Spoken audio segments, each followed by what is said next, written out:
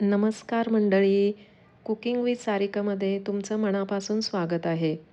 उपवास म्हटलं की आठवतो तो खमंग, कुरकुरीत आणि सगळ्यांचा आवडता साबुदाणा वडा. आज मी तुम्हाला अगदी हॉटेलसारखे बाहेरून क्रिस्पी आणि आतून मऊ स्वादिष्ट साबुदाणा वडे घरीच सोप्या पद्धतीने कसे बनवायचे ते दाखवणार आहे. योग्य प्रमाणात भिजवलेला साबुदाणा, उकडलेले बटाटे, शेंगदाण्याचा स्वाद आणि काही खास टिप्स वापरून तुम्हीही प्रत्येक वेळी परफेक्ट वडे बनवू शकता. चला तर रेसिपीला सुरुवात करूया. इथं मी 2 वाटी साबुदाणा घेतला आहे आणि तो 2 वेळा पाण्याने धुवून घ्यायचा आहे. पण दुसऱ्या वेळी जेव्हा तुम्ही धुण्यासाठी पाणी घालाल तेव्हा त्याला 5 मिनटं पाण्यात तसाच ठेवून द्यायचं आहे आणि 5 मिनटानंतर त्यातील सर्व पाणी काढून टाकायचं आहे. खाली अगदी किंचित पाणी राहू द्या.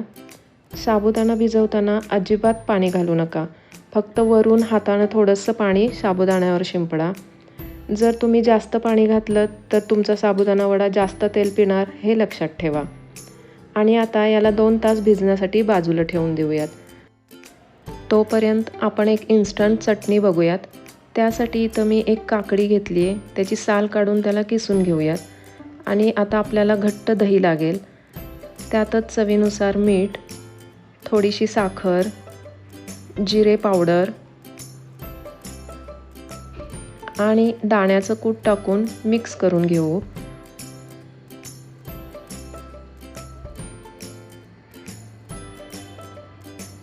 त्यातच वाटलेली थोडीशी मिरची टाकून घेऊ. आता साबुदाणा वड्यासाठी लागणारं वाटण तयार करून घेऊयात.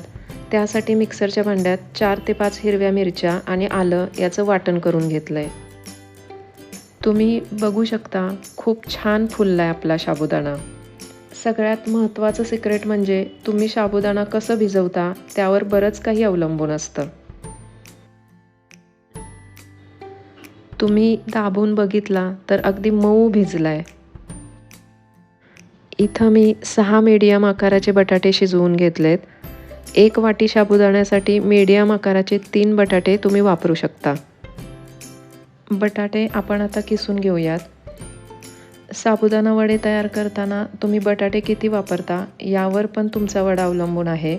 जर तुम्ही बटाटे जास्त वापरले तर तुमचा वडा क्रिस्पी नाही होणार. आता त्यात चवीनुसार मीठ, 1 चमचा साखर,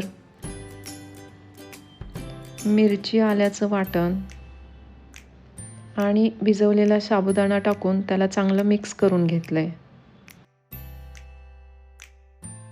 जसं तुम्ही पीठ भिजवता तसं मळून घ्यायचं, म्हणजे बटाटा छानपैकी मिक्स होईल आणि त्या साबुदाण्यामध्ये स्मॅश होईल.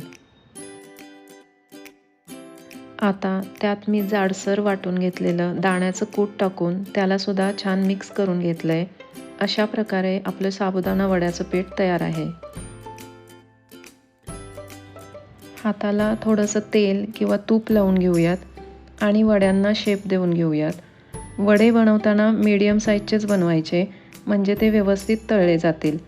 जर खूप मोठे वडे बनवले तर ते व्यवस्थित तळले जाणार नाहीत. आतून ते कच्चे राहतील आणि थोडेसे फ्लॅटच ठेवायचे. अशा पद्धतीने सगळे वडे तयार करून घेऊयात आणि ते तळून घेऊयात.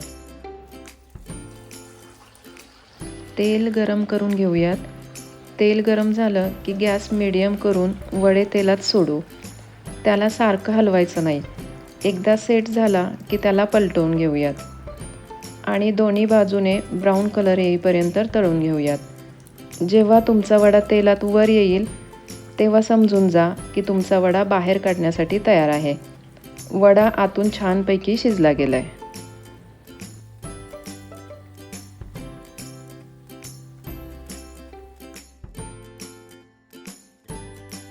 तर अशा प्रकारे आतून मऊ आणि वरून क्रिस्पी असे साबुदाणा वडे तयार आहेत. अशाच छान छान रेसिपी पाहण्यासाठी माझ्या चॅनेलला सबस्क्राईब करायला विसरू नका. धन्यवाद.